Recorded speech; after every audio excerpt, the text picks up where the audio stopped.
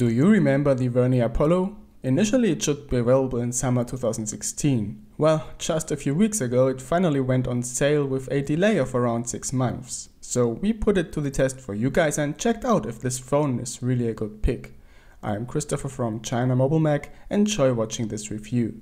So let's start with packaging, and trust me when I tell you that this one's not a boring one this time. The insert, which protects the phone during transportation, is a VR headset at the very same time. Pretty creative, eh? Just flip it open, pull the lens plate up and attach the straps and you are ready for some 2K resolution VR enjoyment. Other accessories are a user manual, a note regarding OTA updates, a SIM needle, a Pump Express Plus power supply and a USB Type-C cable. Judging the Vernee Apollo by its design and build quality, the phone is a premium device.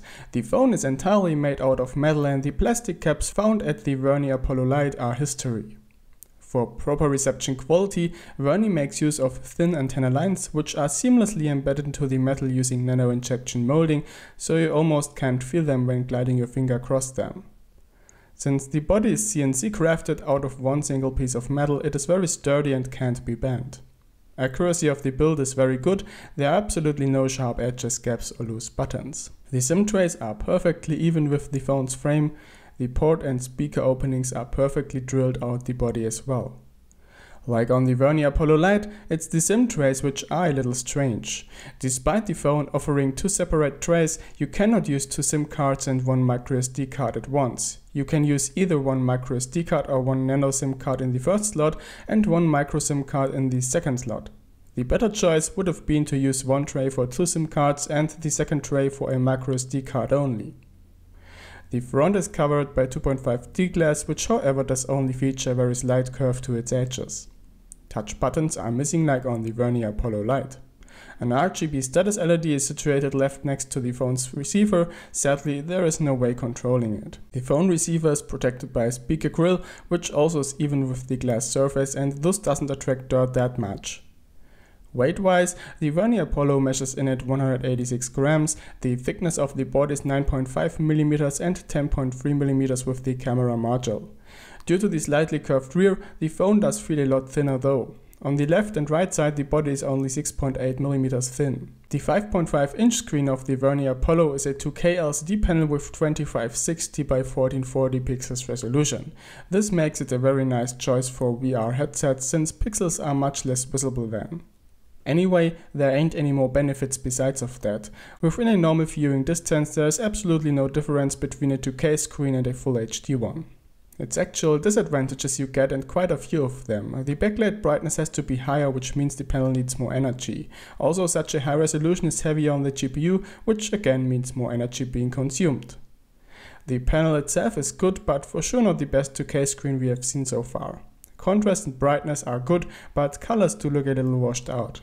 This can be compensated using mirror vision, of course. The 5-point touchscreen works very nice, it reacts very fast and precise, so the phone doesn't have to hide between a Meizu, Echo or Xiaomi device. The screen glass so far has been scratch-proof but lacks anti-fingerprint coating, so it's quite a dirt magnet. Also, the surface isn't as smooth as we would like it to be. The Vernee Apollo boasts a Mediatek Helio X25 SoC, so it should be quite a bit more powerful than the Apollo Lite. And yes, that's the case despite the 2K screen. It is quite surprising how well the X25 handles this high resolution panel. The phone does run buttery smooth most of the time, which applies to the system as well as apps. The 4GB RAM are enough for a decent multitasking experience, and we haven't noticed a higher RAM consumption due to the high screen resolution. We have been quite surprised that even games are handled relatively well. The 2K screen doesn't seem to have a huge impact on the performance. Actually, games run much smoother on the Apollo than on the Apollo Lite. One good example for this is Broken Kingdom. On the X20 based Apollo Lite, this game is unplayable due to a very low frame rate. On the Apollo, however, it runs with a very playable frame rate. The same applies to a lot of other games as well. Something we have been disappointed with is memory. Initially, the Vernee Apollo should be released with 6GB of RAM and 128GB of memory, but now they released it with only 64GB of memory and 4GB of RAM. The memory isn't the fastest at 176 MB per second reading and 135 MB per second writing speed, but it's still okay. Same applies to the RAM, which reaches around 5GB per second of bandwidth. microSD cards can be used, and we tested a 128GB card. You can use your card either as portable memory or as internal storage. Data rate, however, isn't the best when writing. Sensor equipment includes everything important like compass and gyroscope. The fingerprint scanner since the most recent update is impressively fast and keeps up with Xiaomi and the likes.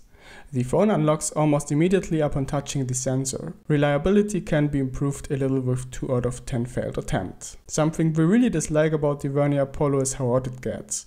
Due to insufficient processor management optimization, the SoC gets really hot during heavy multitasking and gaming, sometimes up to 80 degrees Celsius. Of course, this also wastes a lot of battery. Operating system running on the Vernee Apollo still is Android 6.0 Marshmallow, since until today Mediatek haven't released Android N sources for the Helio X25 chipset series. Sadly, the OS comes with an outdated security patch from July 2016.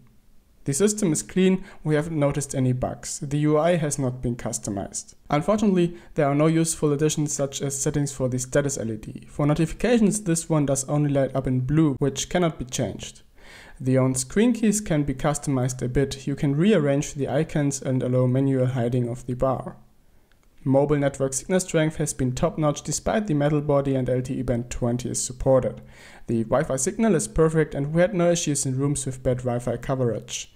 But there is some issue with the bandwidth. For some reason, we haven't been able to get more than 50 megabit per second. The GPS doesn't work very well in the Vernee Apollo, but it is still usable. During navigation, the handset reacts quite slow to route changes due to comparably low accuracy. This also is a problem when doing Google Vid tracking. The media speaker does sound pretty bad for the price range this phone is situated in.